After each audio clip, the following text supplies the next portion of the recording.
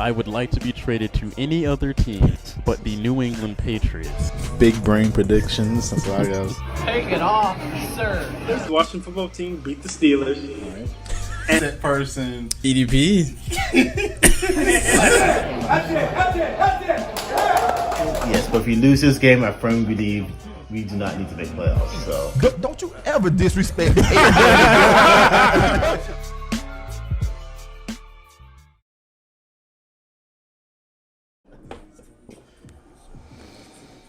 Oh my God.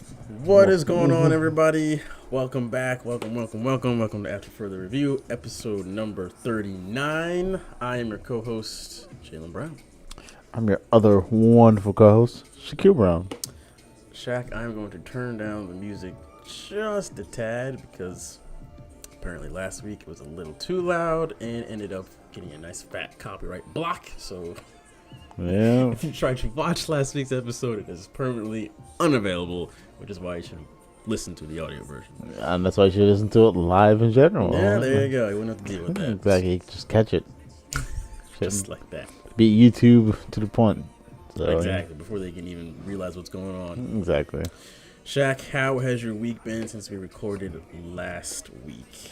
Nothing. Just work, trying to get out there, trying to get myself noticed. Take that how you want. So you would not like to go into any further detail on that. Just exchanging words with individuals and let them know that I'm here for business and business. Yes. Folks, Shaq's doing well. Exactly. Yeah, I summary. tell them I do abdominal surgery for a living.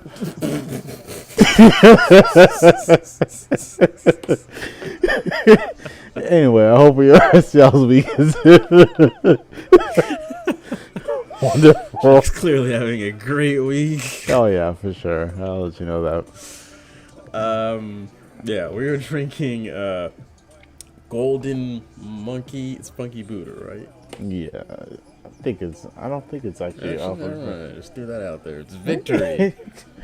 Never heard of them, but yeah, this is their Golden Monkey, as Shaq was holding up. Triple IPA. Yeah. Would you like to read the little description there? Mystical flavors to enlighten you. Nose is loaded with Belgium yeast, character of banana and clove, with an equally fruity body balanced with a light, earthy hop character. Yeah. That is actually a very accurate description. I'm not going to sit here and lie and be like, anytime I read a description, I'm like, oh, it's this note and that note. I'm like, I kind of taste maybe that, but not the rest of it. Everything that was on there, I can taste inside. This a little bit of banana, some clove. I couldn't identify what it was, but I definitely taste some clove. Very flavorful triple IPA. 9.5% for Yep. those of you keeping. Packs a nice punch. And As you see, we got about 5.5 cans in total from the. just opened the box, yet somehow it came with 5.5 cans. I don't know how that worked out. Welcome to Tampa, folks. Folks, we are watching game 6 of the Western Conference Finals right now between the Clippers and the Suns. So if you can hear the TV in the background as well as the music, that's what's going on right now, folks. We got to keep up with the game, so just try and ignore it if you can't hear it, but it shouldn't be too loud. If you would like to watch the show live, like we were just mentioning before, we record it every Wednesday night at 9:30 p.m. Eastern Standard Time. It is on the Melheims Media YouTube channel. If you click the first link down in your description below on Spotify or Apple, you will be taken to the YouTube channel, or the video version of this episode, rather. And then you can just hit subscribe, and you can watch all of the Melheims Media podcast on one channel. So be sure to catch us live, but if you can't, for whatever strange reason, if you have something else maybe going on in your life, you can usually watch the replay if it doesn't get hit with a nice call. Or whatever you're dealing with, you play this in the background, you listen to it while you're doing it. Yeah, exactly, folks. Like I said, work. doing the dishes, Domestic disputes, you know, you just play in the background. soothe the mood. Exactly. There's no way she ain't mad at you while they be playing in the background. Screaming at you, and then it's go, oh, it's okay. Huh, they're right. They're right. The Bucks are sorry. Yes, fire Chris Middleton in the sun immediately. Yes, I agree. Yeah. Be driving the ship there. Speaking of that, is a perfect segue into our first topic of the week, which is the status of the Eastern Conference Finals. Currently tied up at 2 games apiece after last night's Atlanta victory. So, Eastern Conference Finals, I did predict that the Bucks would win. I don't remember the exact games. Sorry, folks. Not that it really matters. Shaq, I know you picked the Hawks to win. And, you know, up until yesterday, picking the Hawks, Jesus Christ, picking the Hawks to win seemed ridiculous. But as of today, doesn't seem like too far-fetched. Tie game or tied series. The Hawks are without their best player right now, but that seems very temporary. Seems like Trae Young should be back either tomorrow night or the following game. Giannis, on the other hand, he's out. A lot less promising. We have no idea when he's coming back. Yeah, at this point, just the best 2 out of 3. And the Hawks just beat the Bucks without their best player. So, how do you feel about the series now going forward? Oh, for sure. The Hawks definitely need to capitalize on the fact that basically the Bucks don't have their best and probably, in my opinion, only player that's capable and competent. So they really need Jesus So they really need to capitalize off of that.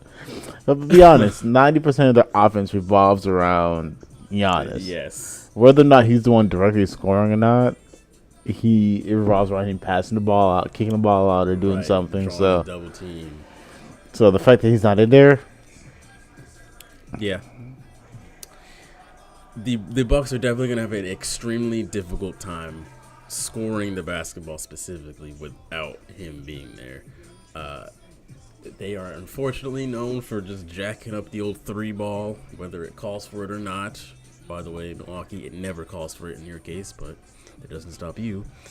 Yeah, I mean, if you look, Drew Holiday, he can go get his own shot. Chris Middleton, if it's a Tuesday, Thursday, or Sunday afternoon, he can get his own shot. Any other day, forget about it. Brook Lopez, he had a really good start, I think, in the playoffs, but now Shannon Sharp said, well, however many minutes Brook Lopez is playing, it's too many. If he's playing 10 minutes, it's too many. 5 minutes, too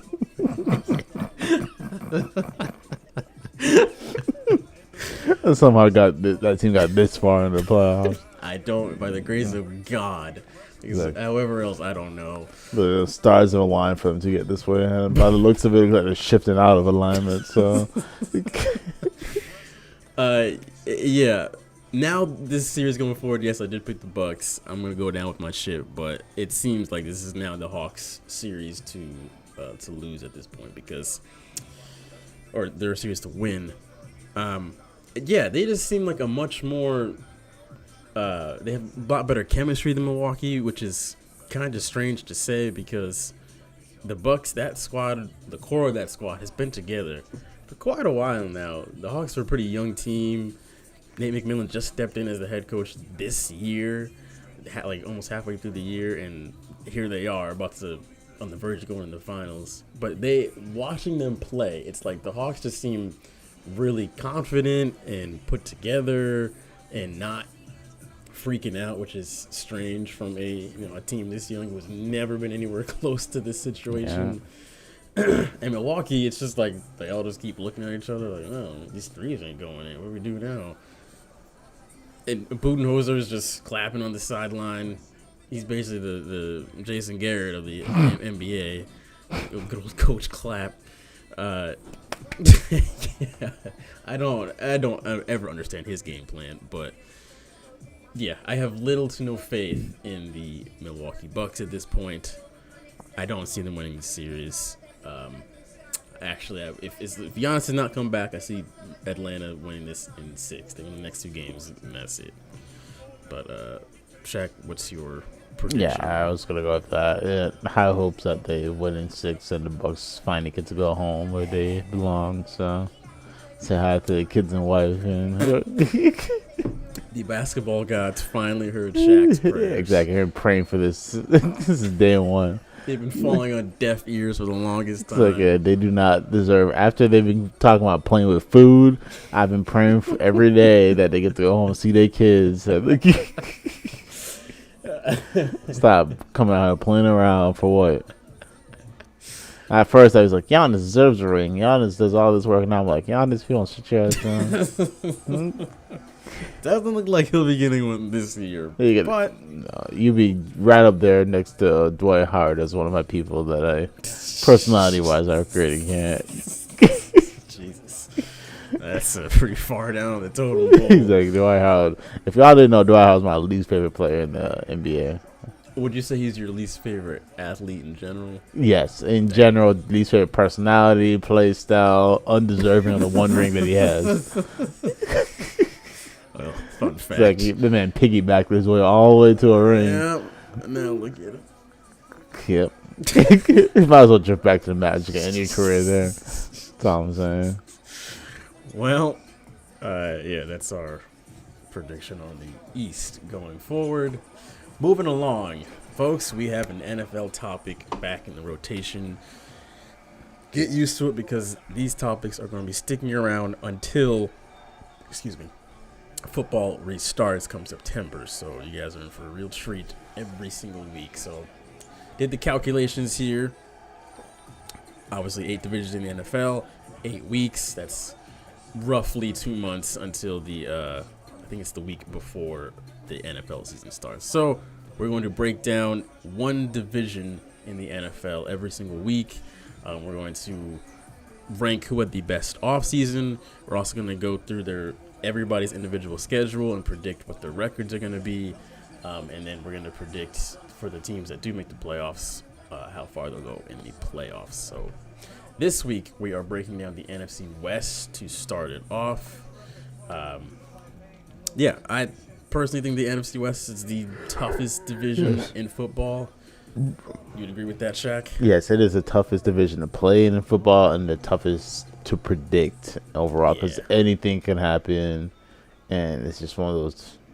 The other division hard to predict is because they're so bad that If you just float over to the NFC East, exactly it doesn't matter what you. it's just as hard to predict but for a different reason. Yeah, this bitch is so good. The other one's just too bad to sit here and try to figure out what's going on.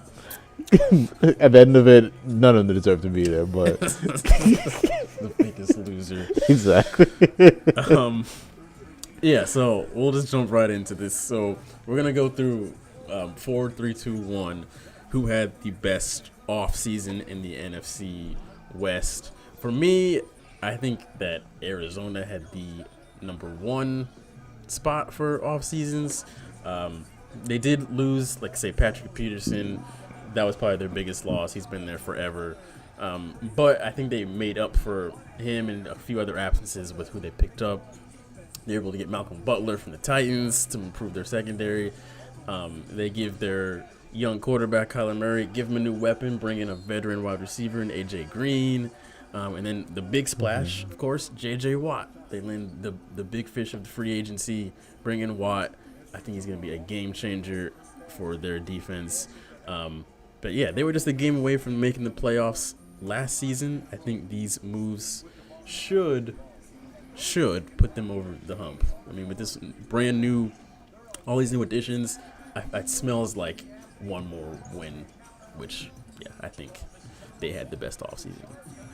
Jack? I was gonna be in agreement with that. J.J. Watt alone was gonna put them in number 1 spot. That adds veteran experience to the team, which I feel like the team is kind of a little bit green, so definitely adds Right. to them. But if it's Now, to play devil's advocate here, would you say, as far as big splashes go, San Francisco did just get a new franchise quarterback in Trey Lance? You'd still put Arizona over them? Yes, I don't think Lance gonna make a big enough impact right now in the next 2 seasons, so to really make a difference for them, honestly. Fair enough. Whereas JJ Watt, I feel like he's experienced enough that Right. as soon as he comes in, Difference maker. Yeah. difference maker. So Agreed. Number 2, who do you have as your second best offseason? I was gonna put what's their face, what you just mentioned, as their number 2, as a number 2. Oh, San Francisco? San Francisco as number 2, as they made a big impact by adding franchise label to somebody and brand new player, but like they just came up short with the fact of Arizona kind of One-upped them. one of them with it. But like I said, we shall see. We shall see. Yeah, Lance, I believe we both hit him with the old bus counter during the drafts.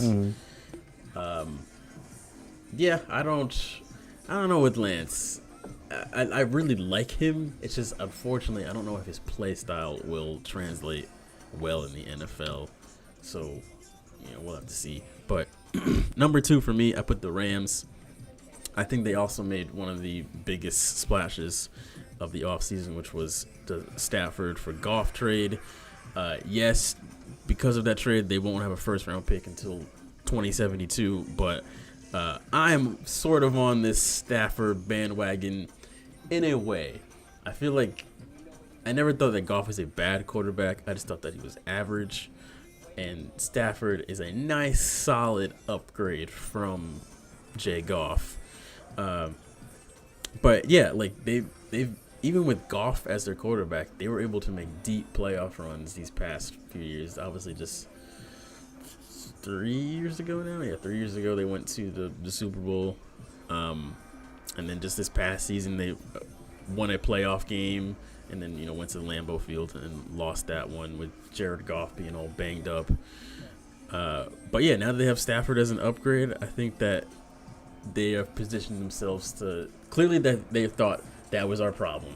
We lost the Super Bowl, we lost another big playoff game. It's because of the quarterback. Let's go out and just get somebody who's a good step up from him. There we go. We win those games now. So, Rams, you got no excuse now. You got what you wanted. I mean, for my third place, Yeah. I was gonna put the Rams as that one. Stafford, I feel like you said is gonna make that all difference. He's got the experience and capability that, Right. unfortunately, Goff's gonna. Unfortunately, one team got robbed out of kind of that trade, in my opinion. But like, they got one of the best, like third place, of course. But like, Stafford's gonna work magic for them. Yeah, I think so. I'm going to touch on that once we get to some schedule stuff. But at number 4, that obviously leaves Seattle. Seattle didn't have a bad offseason, but they just had a relatively boring one in comparison to these other 3 teams. 2 of them got a brand new quarterback, and then obviously the Cardinals signed an array of star free agents. So Seattle, didn't really have any huge names or any big moves happening there. They did get a new offensive coordinator, so hopefully him and Russ can get that worked out. I think his Waldron's his last name.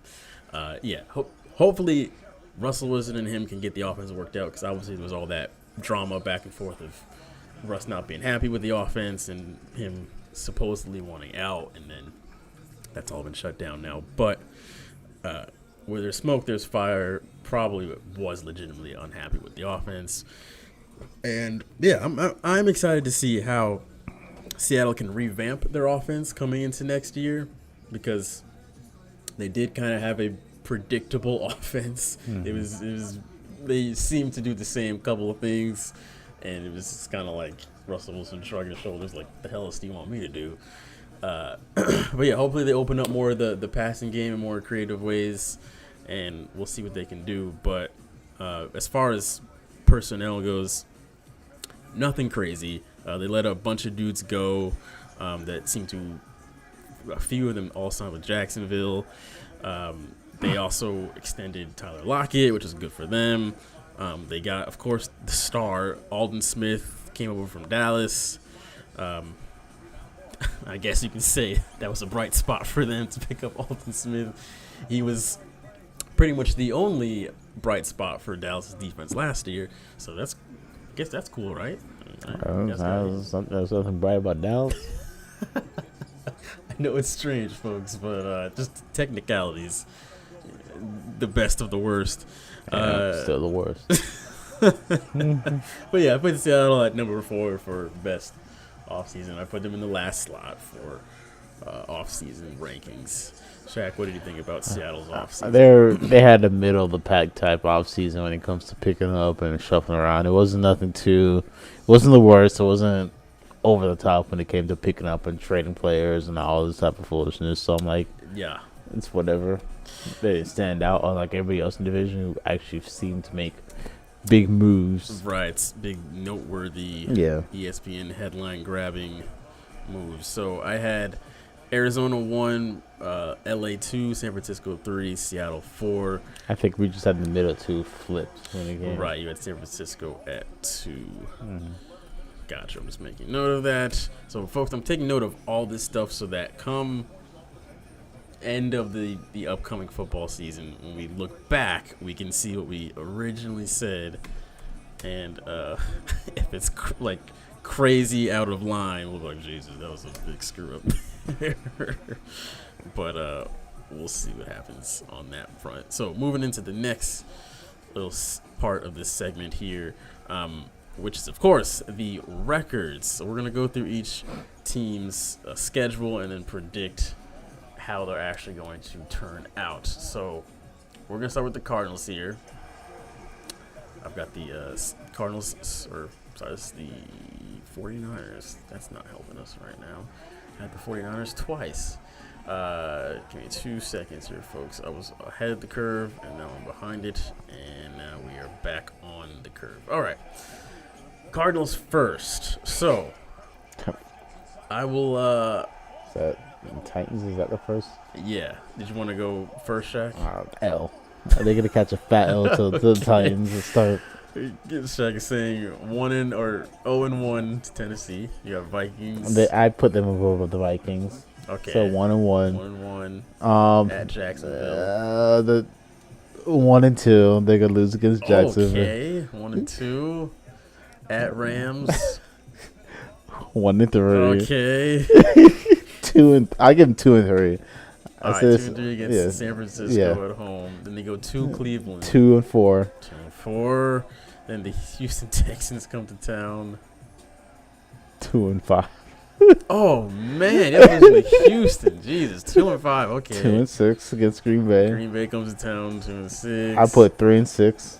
At 3-6, they get the revenge against San Francisco. 4 and 6 against the Panthers. They beat the Panthers. 4 and 7 against the. 4-7. They're gonna lose to Seattle. 5 and 7 against the Bears. They're gonna beat Chicago. Okay. I say they actually win this one against the Rams. So 6 and 7 for 6-7. 7 and 7 for the Lions. We'll just steamroll over that little city there. 8 and 7 for the Colts. Okay, 8-7 against Indy. 9 and 7 against the Go Cowboys. to Cowboys late in the season. They have an L And 9 and 8 versus the Cardinals. versus Seahawks. I mean Seahawks, Okay. yes. All right, so you have them going 9 and 8. 9 and 8. Okay, so let me just put that right here. 9 and 8. All right. So I'll run through the same schedule here. So Titans, I have them beating the Titans. I have them beating the Vikings. I have them going to Jacksonville and beating the Jags. Oh. They're going to go to the LA Rams. They're going to lose. Then they're going to go to San Francisco is coming to them. They're going to win. They're going to go to Cleveland and they're going to shock the world on the road, beat Cleveland. 5 and 1 so far. Yes, I have them only losing 1 game. Houston's going to come to town. They're going to steamroll Houston. Deshaun Watson's not playing until he gets – never mind. They're going to steamroll Houston. Green Bay, they're going to lose that one. At San Francisco, they'll win. Carolina at home, they'll win. At Seattle, they'll lose. They're going to go to Chicago. They'll win. Take that, Justin Fields. the Rams, they'll win. Detroit, you already know. Indianapolis, they'll win. At Dallas, I'm predicting they'll lose that one. This is the time of year, folks. Those late games in the season where playoff implications are there. The Dallas Cowboys always make their runs late in the season. That's when they just rapidly scramble to win these games. And then, they'll win all of them until that last game of the season. That's when they'll drop it. So the Cowboys will get theirs then. And then the last game of the year, Seattle, I think they beat them. So what did I got them going 13-4.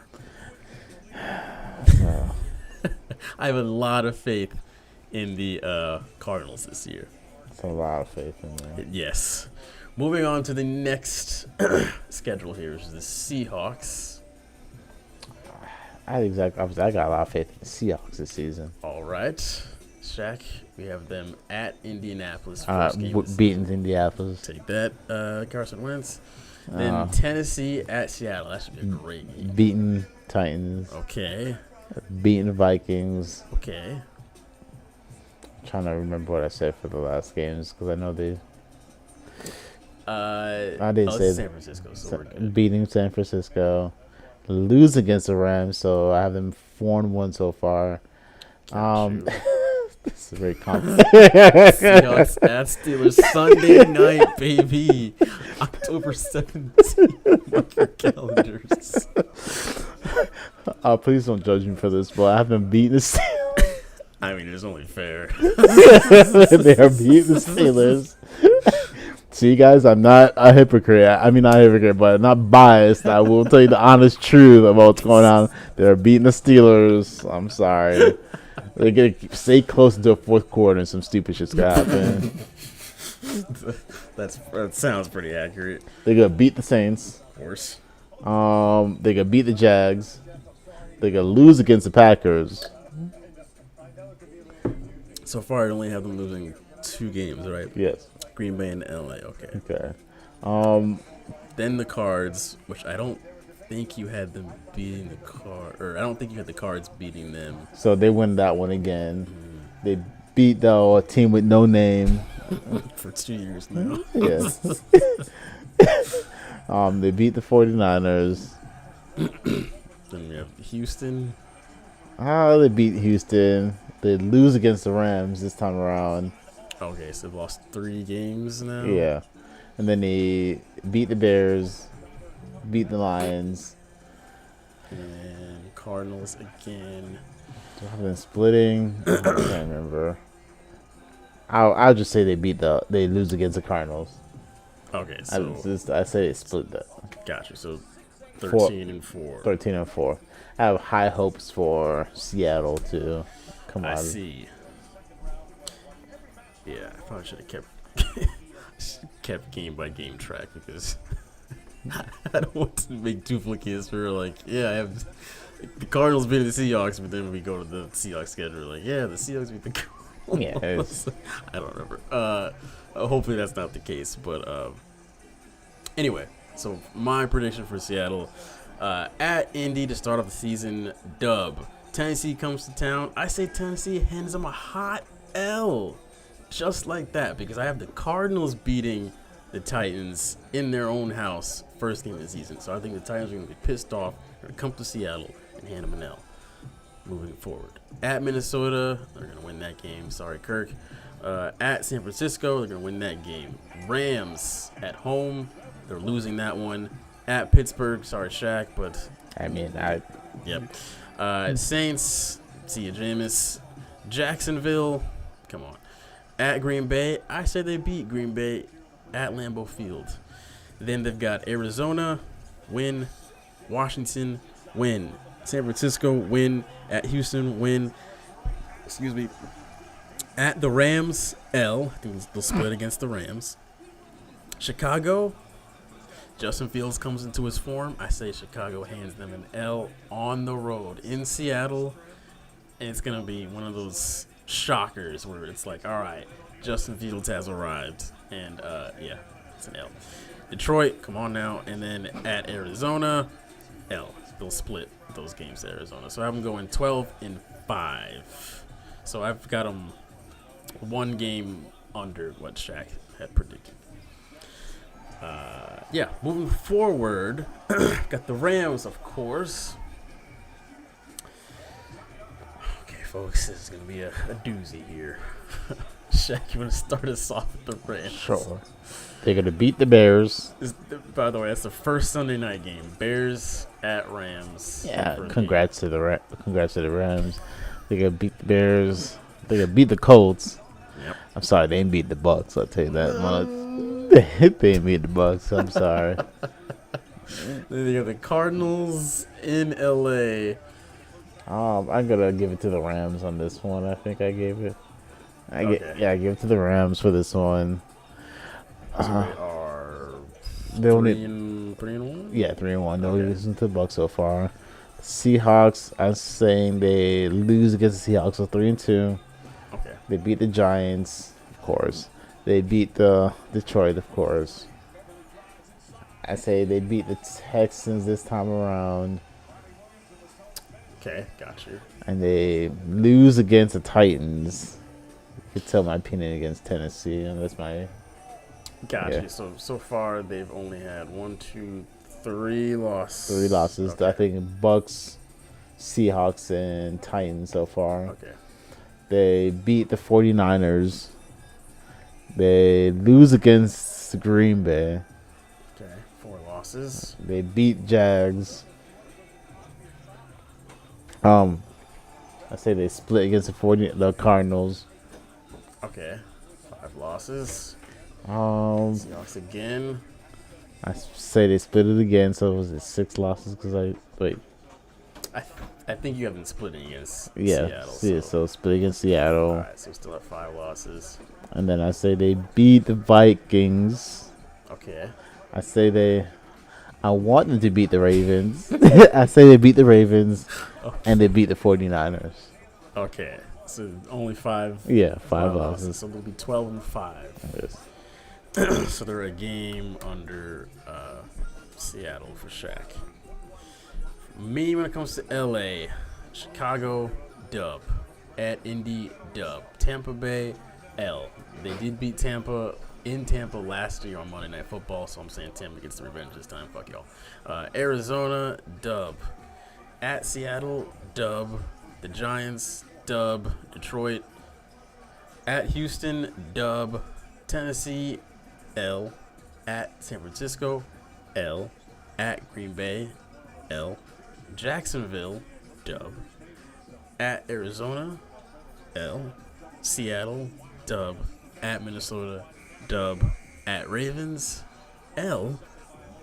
San Francisco, L. I think Trey Lance comes into his own come the end of the year, and the 49ers will figure them out by the end of the year. But I have going 10-7, moral of the story on that one, which is actually only one game. The Rams finished 10-6 last year, so I think they're only 1 win better with Matthew Stafford. Oh, I do think he's better than Jared Goff, but not that much better for him. I don't know if that's their only problem. To me, it seems. I don't think. Oh, the quarterback's just. It seems a little bigger than that. But yeah, I say that they're only a win better than they were last year. Last but not least, Niners. All right, Jack. First one All is right, real Lions, yeah, doozy. they win. The Eagles, they win. L. All right, 2-2. L. All right, 2-3. Win. 3-3. Win. 4-3. L. Okay. I'll Pretty go sure L. you're right. So, wait, 4-4. 4-4. L. All right, 4-5. L. Jesus, 4-6. Win. 5-6. L. 6-6. I hope they win. Win. 7-6. Atlanta. Win. All right, 8-6. L. Tennessee. You have 8-7. L. Jesus, 8-8. L. All right, 8-9 for San Francisco. Okay, yeah, that makes sense. All right, so for me, for San Francisco, at Detroit, I want to say an L. Surprisingly, hey, Detroit's got to win some games, people. Nobody goes 0-16. I mean, scientifically, you don't exactly have to win every game, but It's an extra game this year. They Okay. have to win one of them. I mean, in theory, they can go 0-17, but I'm not going to put that in the hearts of Detroit fans. they would mass suicide in Detroit. Yeah, Detroit will come out strong, and they'll give the entire city some hope with that first win, and then just plummet the rest of the way down. But anyway, at Philly, 49ers bounce back, win that one.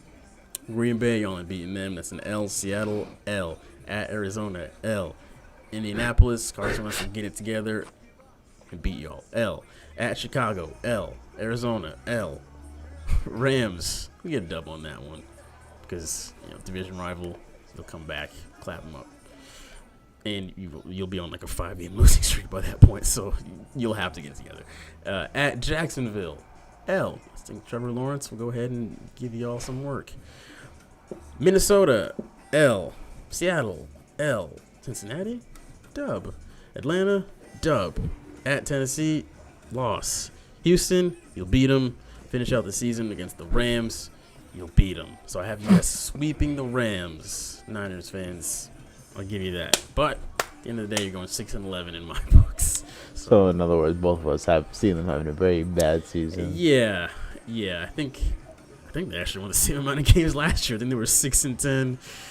So sorry about that, but give Trey Lance some time. I don't see it happening this year. So Shaq, your NFC West looks as Seattle number 1, Rams number 2, just a game under them. Then comes the Cardinals at 9-8, and then the Niners at 8-9. Yes, that's pretty much. If I was to predict it without calling the games, I would have definitely put Seattle on top. The Gotcha. Rams, as much as people want to put the Rams on top, I said Seattle comes through on top. Yeah, I mean, when it comes to Seattle, they can always. It would never surprise me if they finished the year off at the division winner. Okay, Carmelo Anthony is on halftime show right now. So you can come do a jar. 2 old heads. Exactly. Yeah, so for me, I've got Arizona winning the NFC West at 13-4, Seattle at 12-5, just being a game right under them. I've got the Rams at 10-7, not making the playoffs, and then I've got the Niners at 6-11, which are obviously also not making Yep. the playoffs. So, based on those predictions, 9-8 obviously in your book is not going to be enough. Or my bad, 12-5. Yeah, so the Rams, they could be a wild card team. Yes. Do you think they will, or do you think there'll be another Oh, a for better sure. team in the I NFC? feel like they definitely could be a wild card team. Okay. I find it hard to think that it's gonna be a lot of teams competing 12-5 to knock it out. So that's very competitive. Once again, we will have a team that will probably break almost even and somehow still make playoffs. Don't mention who. Yeah, but it's just so upsetting to me to see. You have teams go like 8-8 and still some reason. We made the playoffs. It's like stop. by default, you made the playoffs. So the Rams make it as a wild card team in your book. How far do you think they would go? One and done. All right, that's fair enough. They are a wild card team. Yes. Seattle, though, they win the division. How far do you think they will go? Because last year they got bounced in the first round to the Rams. So now, Super Bowl? Super Bowl.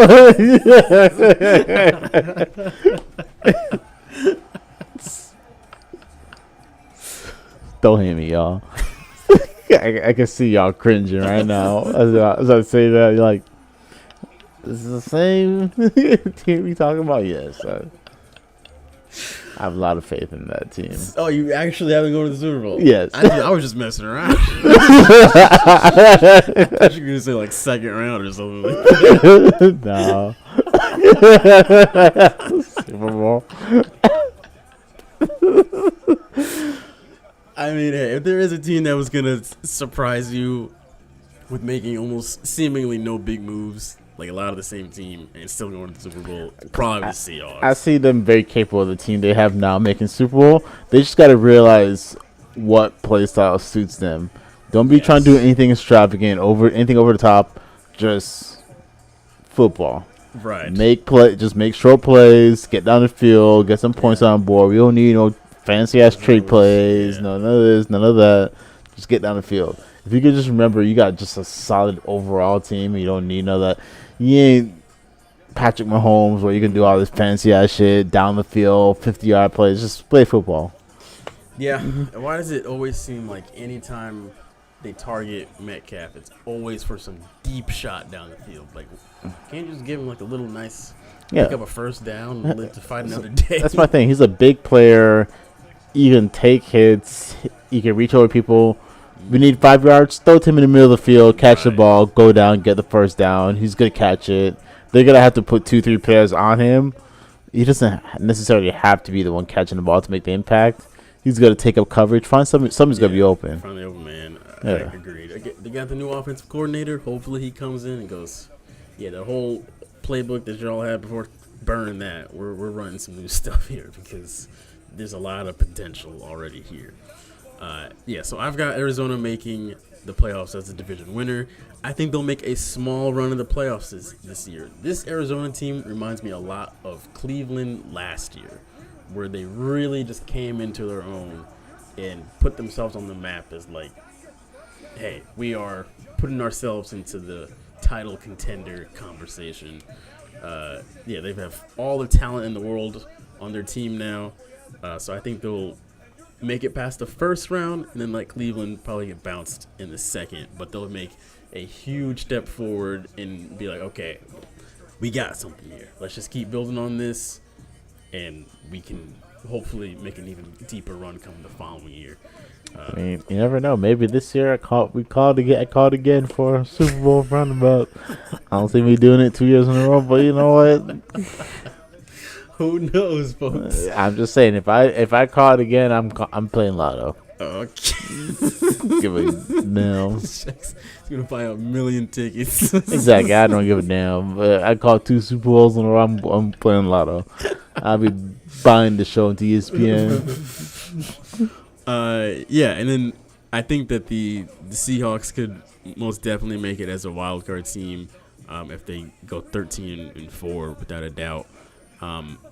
I also see them probably just the same as the Cardinals. I think they'll win a game in the postseason, but then probably get bounced out in the second round. So moral of the story is I do not have a Super Bowl contender coming out of this division.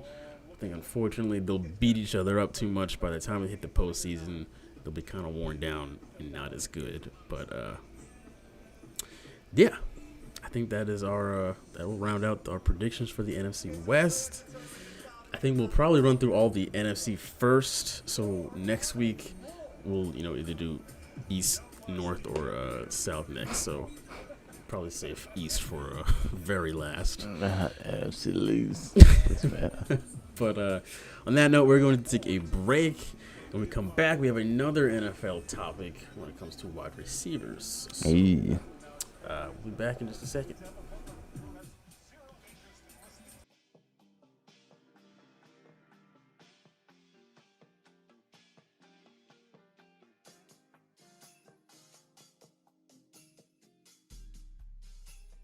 If you were starting a team right now, would you pick him as your starting point guard? Yes. Oh, I'm still taking Steph. I'm sorry. No. You think Russell Westbrook is a better Yes. point guard? An all around better point guard. How many rings does Russell Westbrook have? How many rings does Steph have? 3. I'm still taking. Kevin Durant left this man because he said, "I can't win with you. I gotta go join somebody who can." And then he left Steph again. Well, I mean, it's Kevin Durant. Yes, But at the same time, since he's left, what has Russell Westbrook done? You make a powerhouse team around Steph Curry. That man had help. Before that, he had him. It was him, Draymond, and Clay. Which is still a lot more than Westbrook had. He had Kevin Durant, James Harden, Serge Ibaka. You try to play with James Harden. If a game is on the line, the last person on my list is Russell Westbrook because that shit is hard off the glass every single time. What are you saying right now, Ryan Brown? Is a beast. Yeah, he is a beast. That doesn't mean he's better than Steph Curry. Yeah. Some do say that they think the coaching is the problem with that team, but I mean, maybe if you give him a great coach, maybe they'll hop up to like the 8th seed at best. You know, maybe they'll jump up 2 places or so, but nothing crazy. Can't coach non-talent. That's also true, man. This is some of a Disney movie where the Airbud comes and saves them from. They do have a very interesting roster. I will say that. Not just people like to talk. Mike Tomlin is probably the best thing to happen. One of the best things that happened to that team when it comes to coaching. Which other coach would you know would have tolerated all that shit? Think about it. Picture coaching Antonio Brown for more than one season at a time. And then picture coaching Juju on the same exact. My thing is like no other coach would have tolerated. You know, damn well this man is cussing them out in the locker room every game, Screaming at him. using all types of language, just screaming at them in the locker room to act right. You know, this man do nightly call-ins. You home? All right, you got a game tomorrow. He's a high school coach. He's got to call the night before. Hey, remember, we got to be at the airport. All right, 9 a.m. Is that club music in the background? What are you listening? Alex Rodriguez and Mark Lore, 2 of them are in the process of buying the Timberwolves. Anthony Edwards was asked about what he thinks about A-Rod now owning the team, and apparently he did not know who Alex Rodriguez even was. Very strange coming from him, who apparently played baseball for a big chunk of his life, and he's trying to convince people that he doesn't know. Okay, like really? Not really. Go playing games. Jesus. Got low-key got distance, man. We don't tell him to I don't see your name on this checkbook. what payroll? Apparently they'll take full control come 2023, and they will also own the WNBA counterpart, the Minnesota Lynx, as well.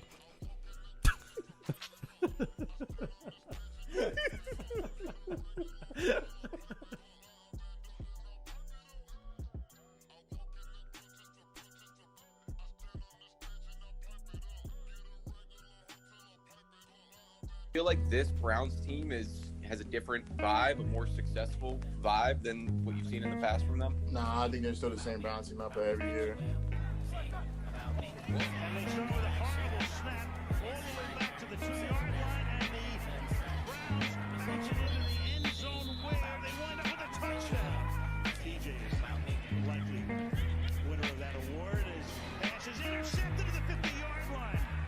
I think they're nameless great faces.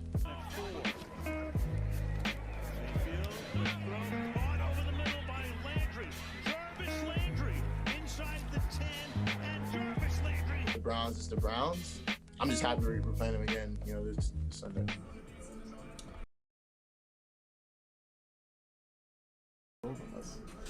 And we are back. See, folks, if you rewind about 30 episodes ago, I would have hit that mute on accident and left it like that for the rest of the episode. Look, people learn from their mistakes. Things happen. We are a growing show, folks. Oh, well, it's forever. And those growing pains we have left behind us. Yeah, maybe. We'll see you next week.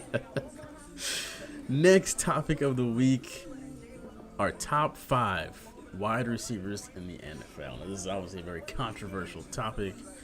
Now, this is not all time, folks. You're not going to hear any freaking Randy Moss in here or anything like that. This is currently, if we take last year's performances, combine those with our projections for next year, these are our top 5 receivers right now. So we're going to start at number 5 and then work our way to number 1. I will go first.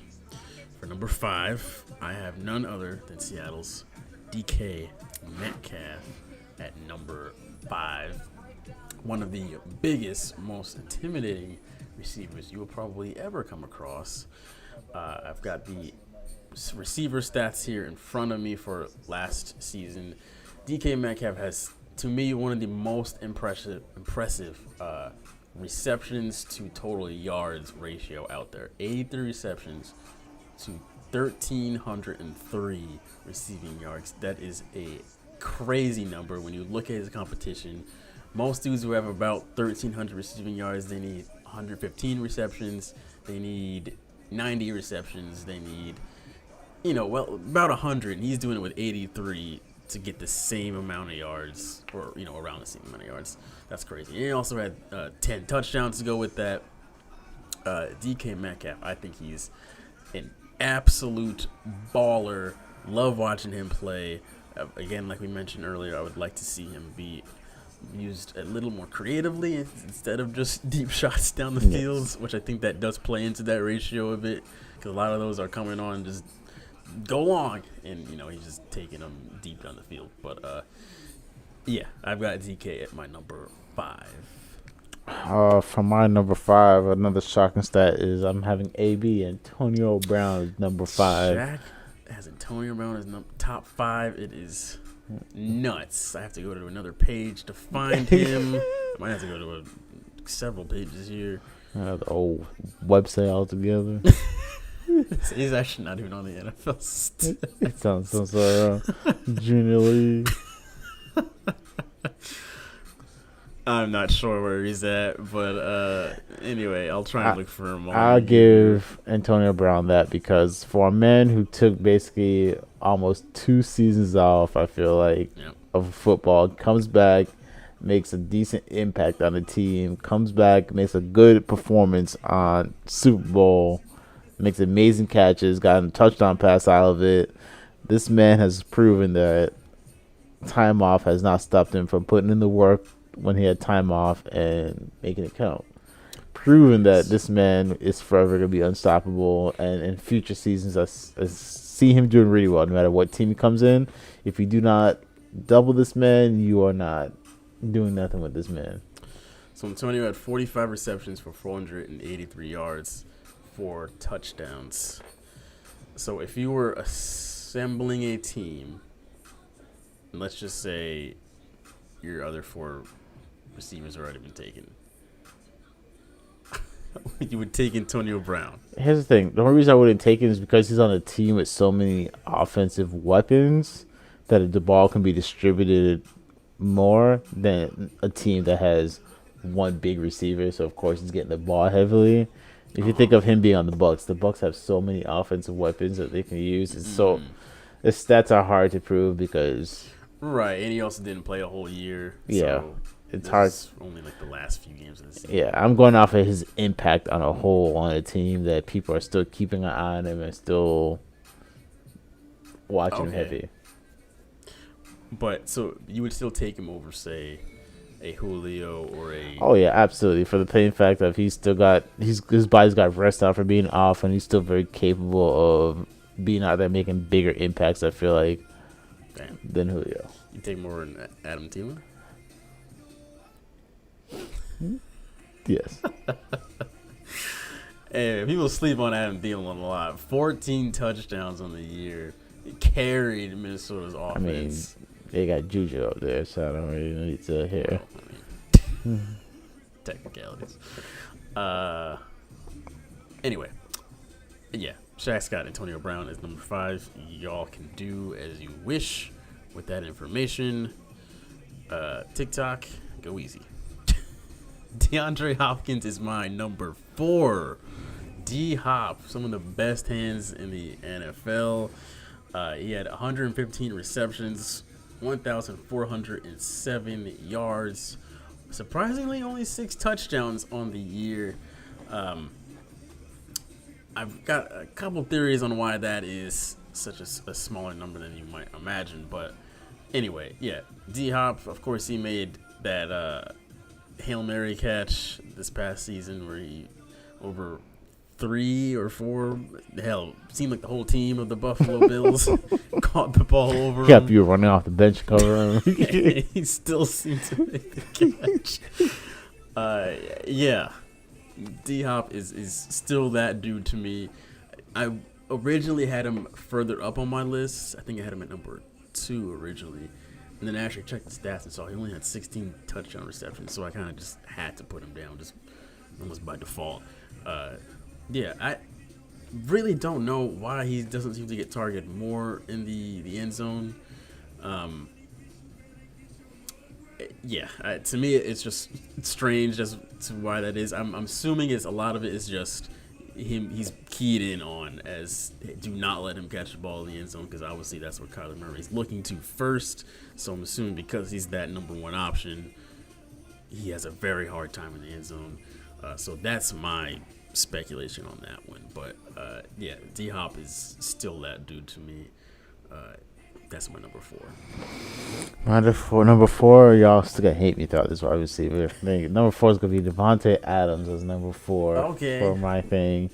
Very impactful in the game, of course. As you can see, 115 catches, just over 1,300 yards, 18 touchdown passes. Led the lead. Exactly. Or led the league, sorry.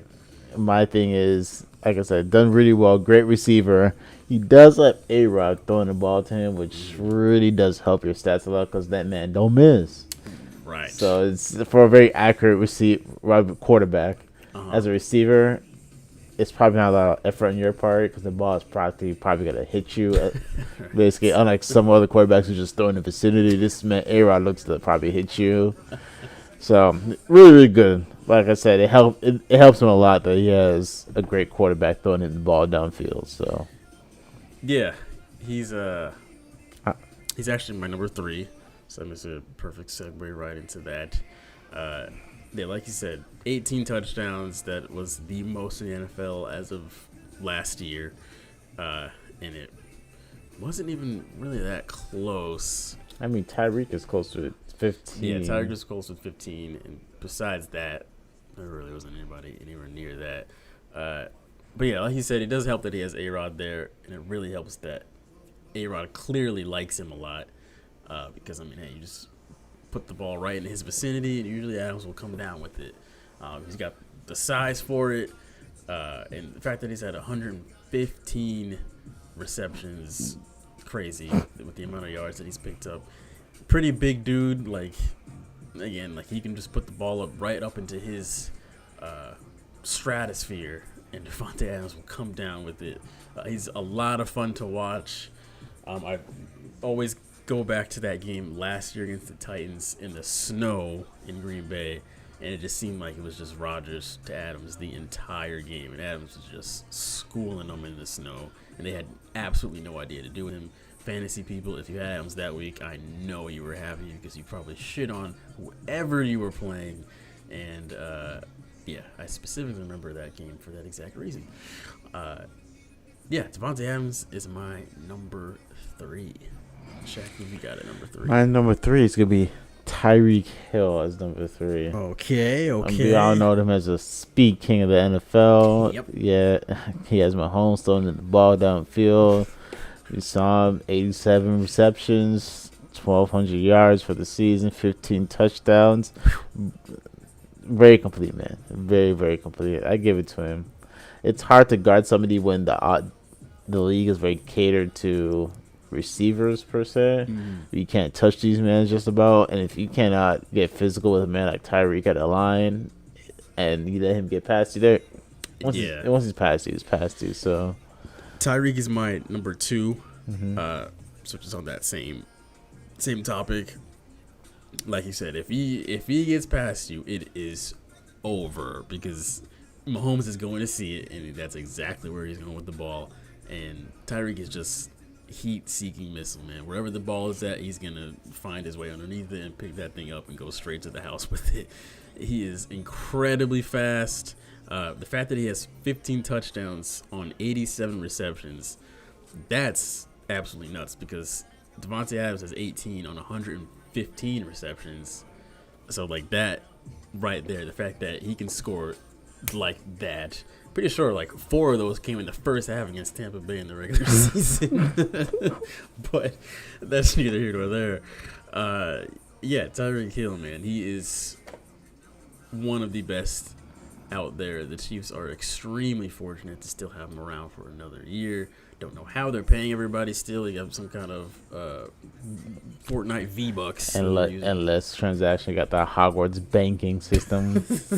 Just keep pulling money on out the vault. Yeah, exactly.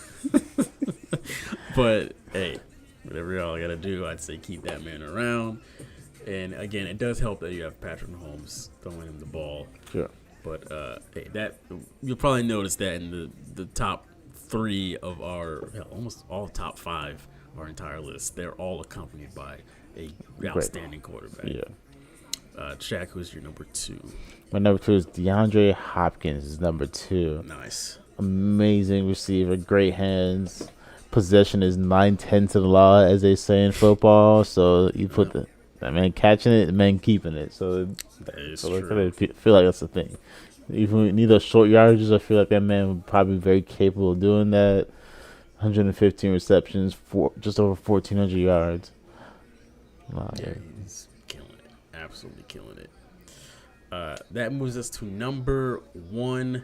I had to put, of course, by the numbers, number 1, and also just in my opinion, Stephon Diggs took the cake for me. He had an incredible year last season. 127 receptions, 1,535 yards, and then 8 touchdowns to go with it. He was absolutely on fire. I loved watching him play.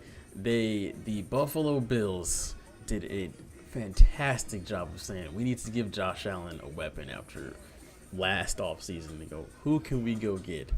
Hey, Minnesota, I know Stephon Diggs does not want to be up there with the all. Think we can get him? Yeah, go ahead and take him.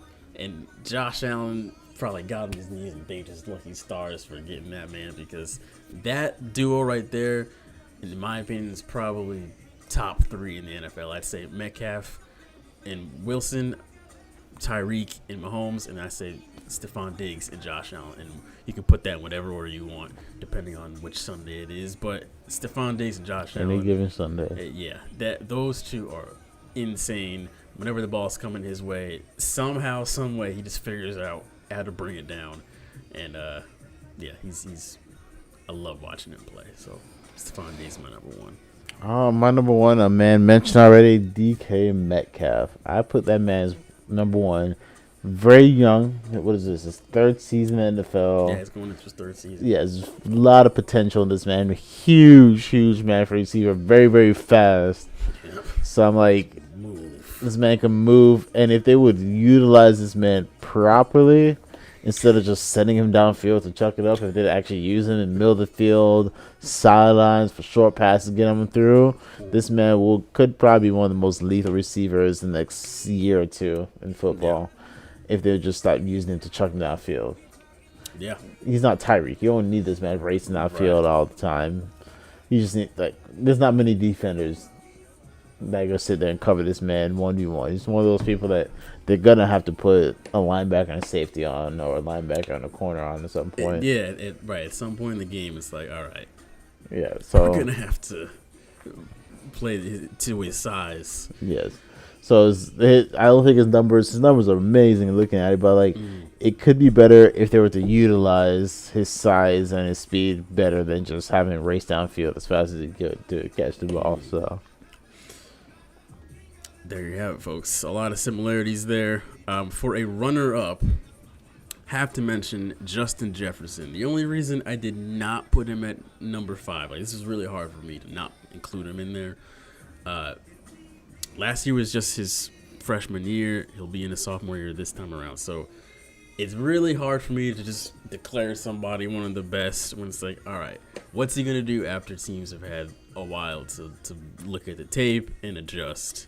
Because a lot of people have one great year, and then once the defense keys in on them, it's like, all right, well, that was fun. So I can't put him in the top 5 now, but if JJ can keep up this performance throughout next year, he's undoubted one of the best in the NFL right now. Because, I mean, he had 88 receptions with 1,400 yards. Him after the catch, to me, right now, he's the best receiver after the catch that there is. I mean, he gets the ball and just is going to shimmy his way out of everything and see you later, taking it to the house. Love watching him play. But, yeah, that would be my runner-up. I figured I would just mention him.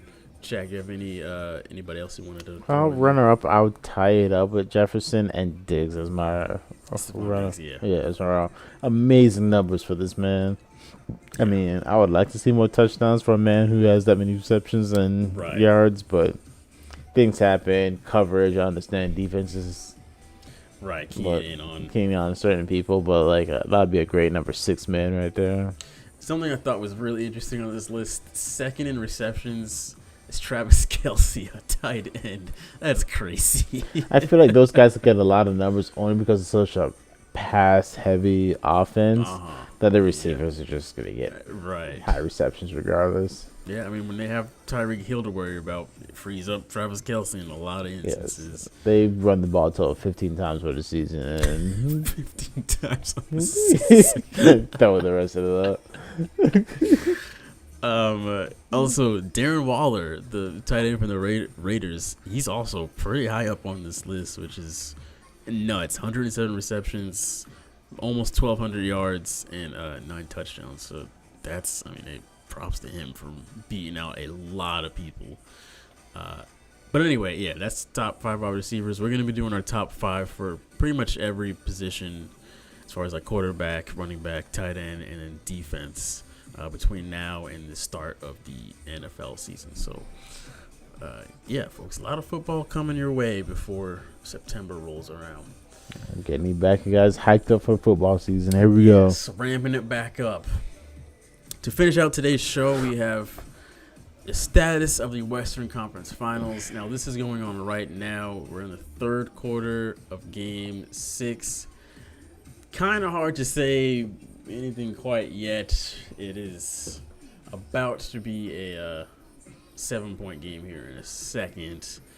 But, yeah. I originally picked the Suns to win this series, Shaq. I think you picked the Suns as well. Yeah, Paul George has like 60, has like 40, almost 50 points already. No, I'm not reading. You say almost 50 points? Yeah, I don't know what I was reading. I was going to say, what the fuck? Because the Clippers have 58 points total, so that would be fucking Michael Jordan. Anyway, yeah, the Suns are up right now by 8 points, actually. But anyway, yeah, I think the Clippers will probably close them out here tonight. I feel like my original prediction was Suns in 6, but I could have said Suns in 7. I don't really remember, folks. Sorry. Yeah, I think they'll close them out tonight. However, if for whatever somehow reason they don't, let's say playoff P plays like playoff P, and it goes to a Game 7, this will be in Phoenix. Do you change your prediction at all? Yeah, I still put Phoenix as winning this game. Okay. It's going to put so much wear and tear on LA. Yeah. To ball out this many games in a row. And Phoenix Phoenix is, I feel like, youth is going to definitely work to their advantage. Yeah. Also throwing the fact that Chris Paul is trying to get to that elusive finals. And this is his best shot at winning a ring that he will ever have, because if he does get one more game, you get to the finals. Who's going to meet you on the other side? Either a Giannis-less Milwaukee Bucks, or there's a good chance of a Trae Young-less Atlanta Hawks. Yeah. Or if either one of those two players do play at the same time, that's the best case scenario either way. There's no Kevin Durant waiting for you. Yeah, I was going to say, Nets. Worst case option, you have to face Giannis or Trae Young. Right. Worst case scenario, yeah. So I feel like Chris Paul knows this, damn well knows this, and it's like, I'm not going to lose. I'll make sure I'll do whatever I have to do. I'll get in my teammates' ears, make sure they do what they need to do. unfortunately for the Clippers, I don't see it happening. If Kawhi was healthy, which is an anomaly, just saying that. Marcus Morris putting on a move. Yeah, if Kawhi was healthy, I think totally different story. But Clippers, y'all had an outstanding run this year. You finally got through your curse. You made it to the conference finals for the first time ever. If it's just unfortunate that Kawhi went down. I really don't think that you guys didn't have any meltdowns this time around. You finally put that behind you. Your team really played themselves to the fullest, but I don't think it's going to be enough in this instance against a Phoenix team that is, for the most part, pretty healthy. Like, if you look at everybody who's left right now, Phoenix is still at just about 100%. So, yeah. Anything else you want to mention on this series, Shaq? I'm hoping to speak Super Bowl in existence. If y'all leave it on me, y'all see me on the next mansion. So, yeah. Just bet some money on the Super Bowl picks now. You'll make a ridiculous return come next February. Yeah, that's going to do it for this week's show, folks. By next week, we'll know exactly who's in the finals. Unless somehow Atlanta and Milwaukee go to a game 10. Okay. But we should know exactly who's in the finals next week. And it should be like either just about to start or around there. We'll see what happens there. But yeah, if you want to follow us on Instagram, TikTok, it is at AFR Sports. We on all of our social medias. Exactly. It's the same on both at AFR Sports. And yeah, folks, that'll do it. We will see you all next week, giving you some finals predictions. And thanks for watching. Peace. Be safe.